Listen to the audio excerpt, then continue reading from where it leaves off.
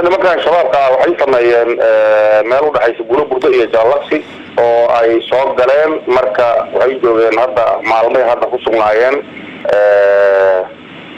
sib ayaa laga yiri awal aagaas laga ilaalin jiray ahayd oo markasta ay soo galaan Buuloburdo waa looga soo bixi jiray Jaalaqsi waa looga bixi jiray marka hadda way soo galeen shib ayaa looga yiri dadka ayay macnaha ay wacyigelin ku sameynayeen sida inta ku weynay xoladooda waa la soconay marka xala ayaa marka ciidanka baxay ayuu waxa lagu sameeyay weerar maaragtay ilaa hadda rag badan ayaa meesha looga dilay waa laga qabsaday saldhigii calankii waa laga soo furay agabkii isticmaalahayeen oo la soo raray iyo calankii iyo wixii hadda meeshii hadda ay ku sugnaayeen oo lagala wareegay ayaguna dib ayaa ku gaaray meesha wayna ka baqdeen way ka baxeen hadda aagaas ayada waan gartay marka qorshe loogu talagalay oo lagu sameeyay yaayeen oo in looga saaro aagaas ayada sababta aagaas way ku soo noqdeen labada magaalo ku kala go'doomiyeen inta badan marka ay soo galaan marka ciidanka xagga waa ka soo bixi jiray laakiin hadda maalmaha waa la daajiyo shibaan uga dhaxmay kadibna xal ayaa marka weerarka lagu qaaday lagu sameeyay marka waana lagu guuleystay ciidanka hadda meesha kalena ciidan hadda infantry oo gaadiid muuse wadan infantry waa marka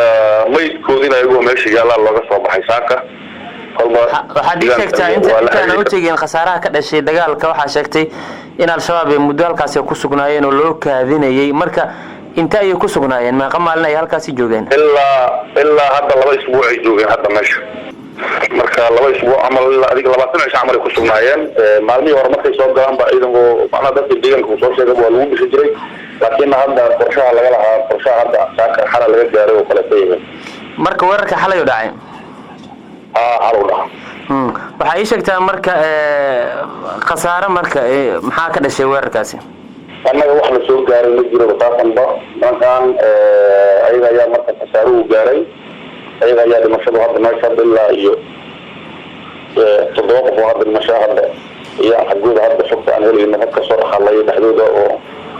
xiriirada la sameeyay dadka deegaanka ugu dagaalamaya waxa ay sheegtaa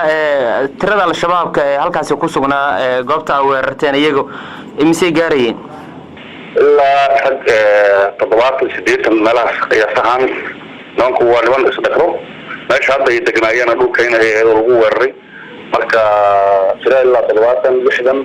ilaa 80 meelahaas ayaa sahanayeen hadda meesha saldhigga marka tiro ku dhow ilaa 80 askari oo goob ku sugnayd inay weerartaan oo dhankiina khasaaradin soo gaari waayo wax sahlan maahan marka si guud marka aad u eegto dhankiina maxaa idin soo gaaray maya anaga waxba nama soo gaarin alxamdulillah ilaahay ayaa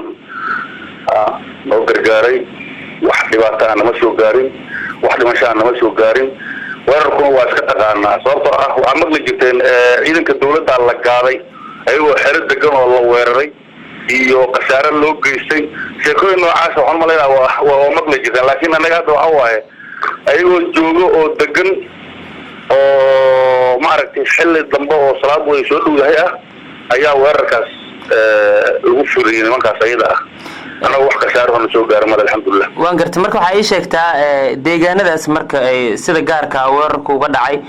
iyo haatan al-shabaab halka ay ku sugan yihiin oo inta ay u jiraan deegaanka weerarteen deegaankaas al-shabaab ma joogaan xogaha hadda tuuganimada ku soo galay oo saaka tilaabada galinkii dambe tilaabada laga qaaday maahana waa deegaan nabdoon marka way ka fogyiin hadda deegaankaas hadda maaragtay fariisimo dhow oo kaleete ayaga laftooda kalsooni darrada hayso waxay aan meel hadda ku dagaalami karaan ma ahaano oo saldhigyo kale oo u dhow gurmud ay ka filayaan maysa jirin annaguna qorshaha aan ka leenay oo ayaanta shiba ka dhacna waxay ahayd inaysa mar dambe ay isugu soo noqon meeshaas ayadoo tilaabo iyo dib dambe ku soo noqon laga qaado marka alxamdulillah ilaahay guushaas waa naga gaarsiiyey nimankaas ayada inkastoo qorsheheena uu sahay inuu sameeyo ka noqon laakiin ay qadartu ay iska qadar rabiya tahay annaga kullayba khasaare nama soo gaarin ayaguna khasaare ku gaaray waana ka carareen hadda deegaanka maadaama dhowr jeer weerarteen iyagana deegaanka ay ku soo laabteen weerarkan kuwa hore muxuu uga duwan yahay oo sooyinkan inta ka soo baxdaan soo laabamayaan wuxuu uga duwan yahay Jaalaqsi magaalada Buuloburdo wadada bas way wax ku galeen waa wadada sadda iyada oo hadda saaka dagaalku ka dhacay wadooyinka kaleeto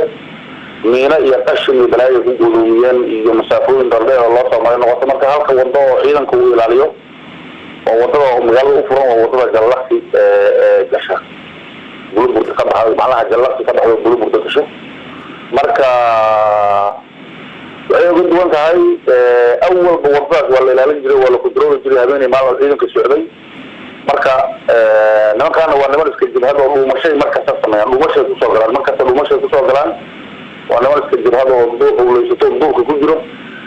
marka duwanaansho kaleeto waxa waaye waa inay wadadaas ay xirmin qorshaha anaga aan ka leenahay wadadaas inay dadka ka xirmin oo hadday soo galaan la xamuujiyo bas waa markii war uu dhaco marka laga tago labada dhinac dagaalamayaan waxaa jiro khasaaro dadka shacabka soo gaaro ama khasaaro hantiyeed ha noqoto ama mid ay dad wax ku noqdaan marka laga tago labadiina dhinac dhanka kale bal ka waran nimankan waayaan dhammo waxay sameeyaan meesha ay degaan shacabku waa iska cayriyaan si duqeymaha iyo waxbay ka baqaan marka meesha hadda ay ku sugnaayeen oo saaka xargelinkii dambe weerarku ka dhacay wax shacaba iyo wax xoola ah iyo wax ka dhawaa ma jirin dhul kaynay ahayd oo aqalkeeda ah marka wax hadda dadkeena Soomaaliyeed deegaanka degan oo kasaaro soo gaaray ma jirto marka waa dhinacaasna Ilaahay waa noo gargaaray waan gartay marka ugu dambeyn maxaa idin qorshaysan anagu qorshe kale oo leenahay ma qorsheeyno waxa waaye shabaab meeshu uu ku dagayana lagu dilo meeshii uu fariisin hor loo ka sameeyay wadamacana lagu weeraro lagu duulo lagu dilo meeshii hore uu degnaana lagu dagaalamo laga saaro qorshe aan hayno anagu qorsheeyno waxa waaye nimankaas taargetka noo ah dawladdiisa dhibaatada dadka ku haya meesha ku dagayna in lagu dilo meeshii badiyina lagu dilo marka meeshii ay rabaan inay hadda fariisin hor la ka sameeytaan ilaa nimanku waa dabac badiyeen oo waxay isku dayayaan magaalooyin nabada inay iyo deegaan furay macnaha dariiqyo nabada oo la maraanka inay jidgooyooyin dhigan way isku dayaan sida hadda dariiqa hadda xal lagu galo kaleete marka anagu qorsheeyno dilka nimankaas iyo la dagaalanka argagax